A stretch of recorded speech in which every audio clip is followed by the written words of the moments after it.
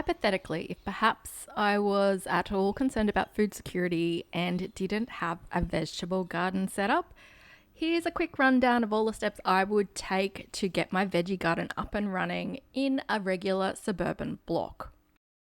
If you're new here, I'm Nikki and I'm on a mission to grow as much food as I can on our subtropical suburban block here in southeast Queensland, Australia.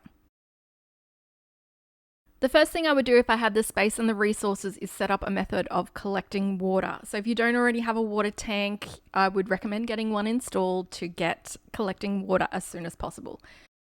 The next thing I would do is set up a composting system. This isn't going to benefit you straight away, but trust me, you will regret it if you don't start straight away. I would start with a minimum of 3. 4 more is better.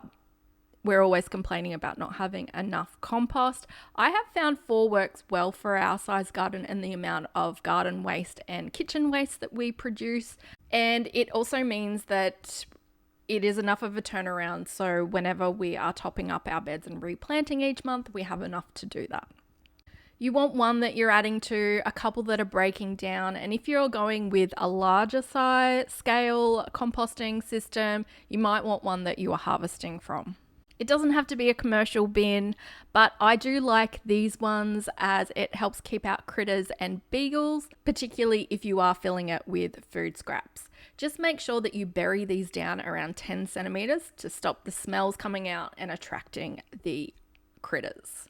I would also set up a worm farm as it is a supercharged compost and is going to be great for your garden in the coming months. This is a non-negotiable for us and they can take up a very small amount of space. You could use a commercial worm farm. We use an old bathtub. You could use a wheelie bin. Even stacked plastic storage tubs will work for a worm farm. If I didn't have the space to have my compost bins, I would just settle for a few worm farms instead, and I would bury any excess food waste into my garden beds that I'm resting, making sure that it was 20 centimeters down. For the garden beds, you want at least 5 beds or zones to start with the goal of getting to around 8. This is the minimum that I would plant, but the size is really going to depend on how much space you have available and how many people you need to feed. To give you an example, in our garden, this area here is around 35 square meters and we fit 8 beds of varying sizes. Plus we have a mulberry tree, a stone fruit tree, we have dragon fruit, finger lime, turmeric, passion fruit.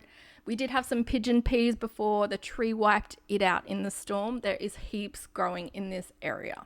We have opted for raised beds because we do have clay soil, and when it rains over summer, the soil just holds on to that water a bit too much.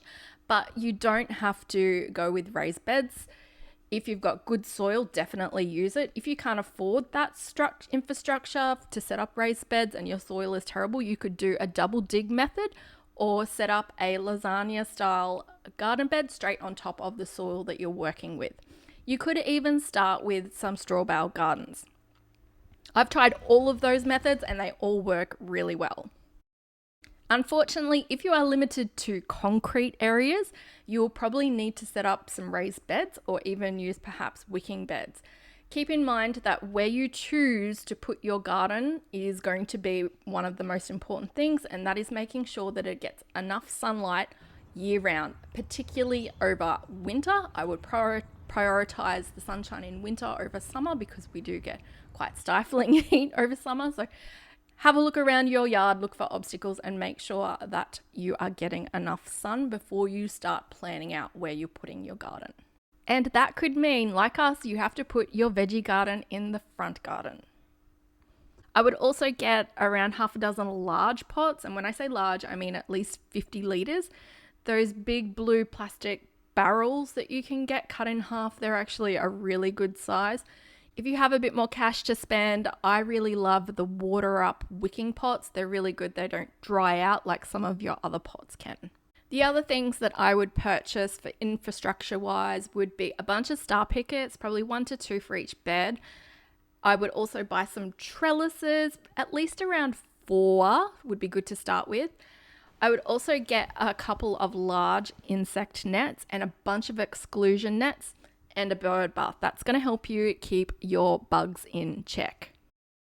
As for tools, a shovel, a small trowel, secateurs, a garden fork, some scissors, and a compost turner. I also really love my compost sieve, but that's an optional thing. So now let's get to planting, how I would sort out these first 5 beds that we're going to plant out. The first bed I would plant out with perennial plants. I would look at perennial herbs, so things like rosemary, parsley, sage, oregano. Don't put mint straight in a garden bed, it will take over. Use one of those big pots that you've got for mint. Things like society garlic, perennial spinaches, walking onions, asparagus, even the Madagascan climbing beans, all of the things that are just gonna, you put them in and you can harvest on continuously. The next bed that I would plant out would be what I call survival crops. So think of things like sweet potatoes, cassava, taro root, anything that is sort of starchy and may take a little bit longer to harvest, but is a plentiful harvest. With sweet potatoes, you can just leave them in and just harvest what you need. If you're in the subtropics of Australia, they will keep going all year round.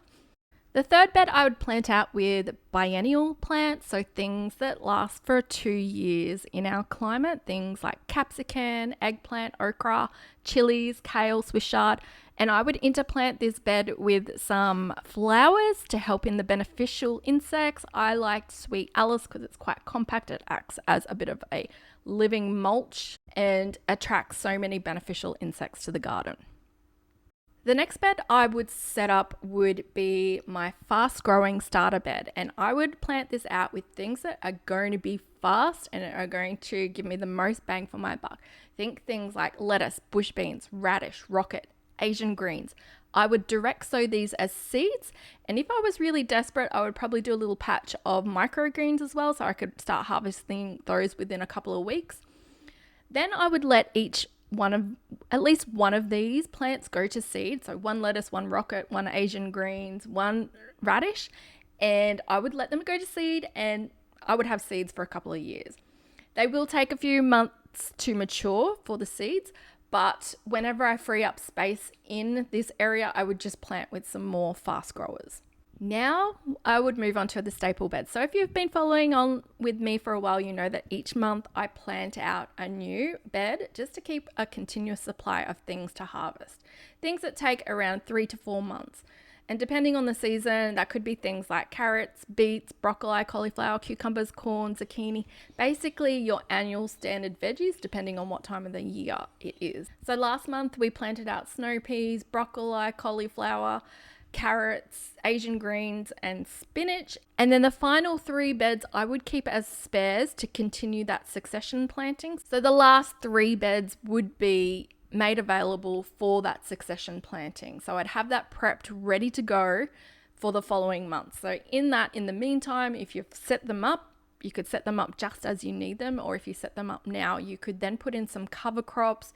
You could use it for a position to bury your kitchen waste ready to plant out in the coming months. In the large pots that I talked about, I would plant 1 cherry tomato and 1 regular tomato. If I just wanted to have them to eat as they were fresh, this would be more than enough for our family. And then every 2 months, I would replant, so in another pot. I would then find a spot in the garden where I could just dump a barrel load of compost and I would plant a couple of pumpkin seeds.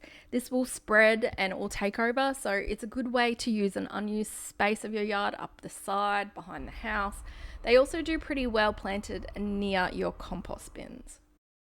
I would also make sure that I had plenty of fruit trees and focus on plants that do really well in our climate with minimal work. So my top picks would be a lemon, a lime, a banana, a mulberry, a pawpaw, dragon fruit, guava, japoticaba, and passion fruit. These have been the most prolific for us. If you have more space, I'd add whatever fruit you enjoy to eat, things like oranges, mandarins, mango, tropical apples or stone fruit, and also macadamia and pecan nuts. Chickens complement the garden really well, helping out with pests, providing fertilizer, and of course eggs.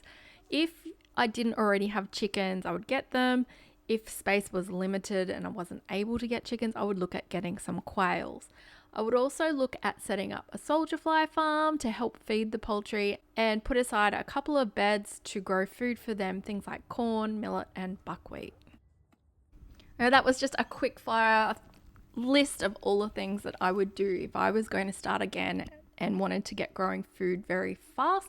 There's probably heaps more things that we would add to it. I would love to know what you would add to this list of things or how you would do it differently, so leave a comment below. If you want some more step-by-step guides on helping you set up your veggie patch, you can come join me inside Dirt Lovers. I will pop a link in the description for that. Thank you guys so much for watching, and I will see you next time.